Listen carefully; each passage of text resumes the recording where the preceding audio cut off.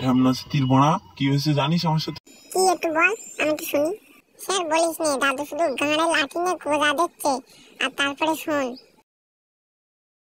এই ঢ্যামনা স্মৃতি নাতি, শুয়ে ঘুমছি সারা রাত, তোর দাদি আমার ঘুমতি রে। খেয়ে পাড়া কোন গাঁড় মারিয়ে সকালবেলা গাঁড় জ্বলায়, খাঙ্গির ছেলেরা খেয়ে দিয়ে কাজ পায় না, ফার্স্ট সকালে সেই ডাকবে। দেখোছো কত বড় গান মারানি, দাদুকে খিস্তি মারে, লাঠি দিয়ে মাই বুঝিয়ে দেবো একেবারে, তখন বুঝতে পারবি সালাম মারানি।